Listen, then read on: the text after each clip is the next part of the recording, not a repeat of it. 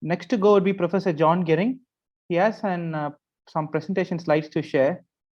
So, sir, the share screen has been enabled now. So you could just upload your presentation and start presenting yourself. Thank you. Okay.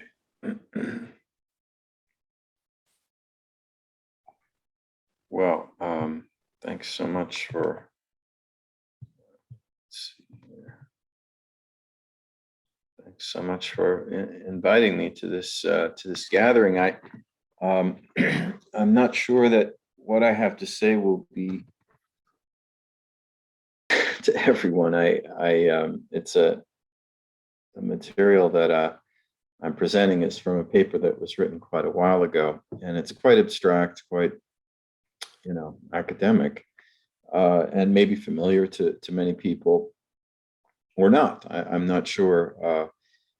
So you'll have to clue me in and let me know as I go along whether I should, stop and clarify or just go more quickly.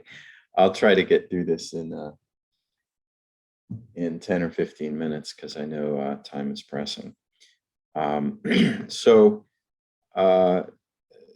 This again is a very abstract sort of approach to federalism. But for those who might not be familiar, the general definition has these three elements, and I won't try to read them. I'll just put them on the slide. The opposite of federalism is unitarism, or unitary constitution. And to me, the key issue here is that unitary governments can delegate power, but they can retrieve it without much difficulty. Whereas in federalism, there's a constitutional guarantee to the states or provinces or whatever they're called that is not easy for the federal government, the central government, to retrieve. So I'm primarily interested in federalism as a constitutional arrangement, although we'll get at the end of my slide, I'll show you some ways in which that constitutional definition breaks down. You're all familiar probably with this list of federal countries, of which India and the United States are some of the most commonly discussed examples. And then I'm going to turn to some theoretical debates here. Again, I'm not sure how familiar these are to you, but these are things that scholars often debate and have to do with the impact of federalism on governance, on the quality of governance.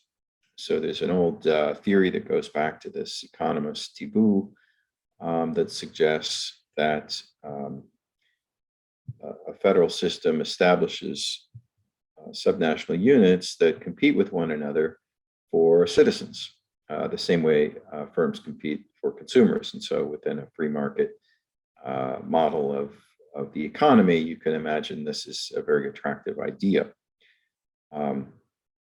However, there are lots of doubts about whether people's decision to move from one place to another is a response to the quality of public goods. And I think more fundamentally, whether politicians would even care if some of their citizens moved to another state because the quality of public services was better.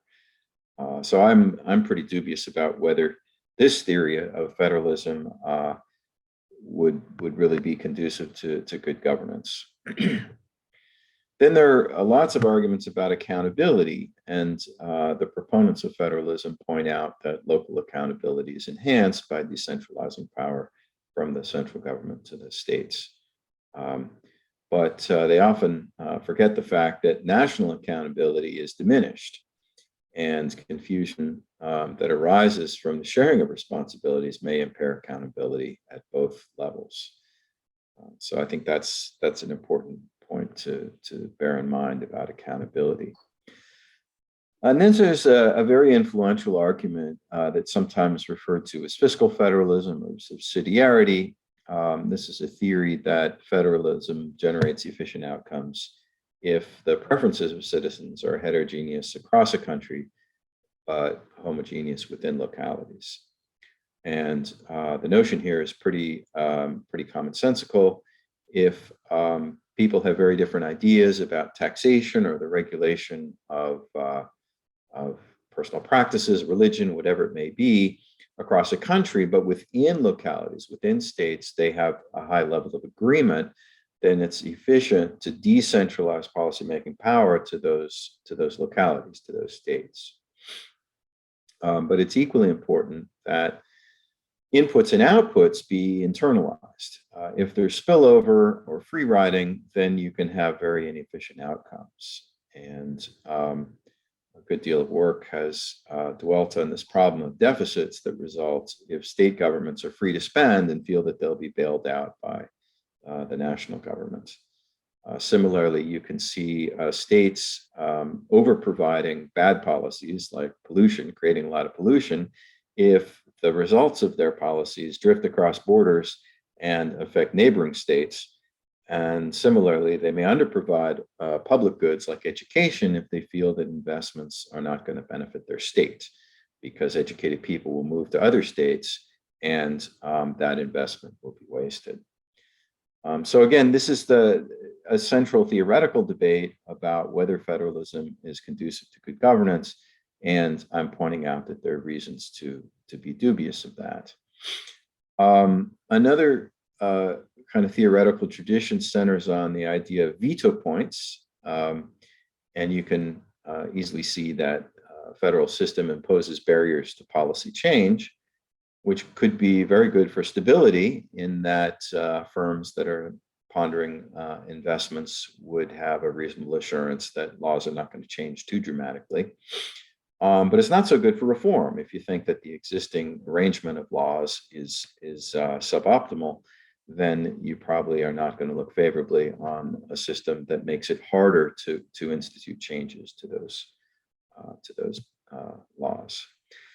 And finally, I think it's pretty obvious that federalism fosters inequality across regions, across states. And one of the speakers alluded to the increasing inequality between the richer southern states and the poor northern states in India.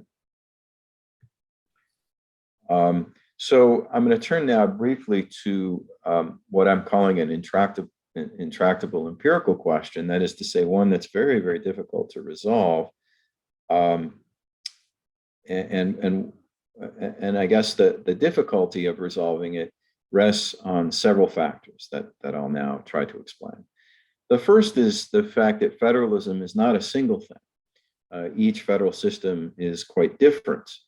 And I'm sure you're aware of this. The list of countries that I put on the earlier slide that are formally constitutionally federal actually exhibit a lot of differences. And we can think of federalism as being a stronger presence in policymaking where these things are true, where the regime is democratic, where there's an explicit constitutional reservation of power to the states, an independent judiciary that enforces those provisions.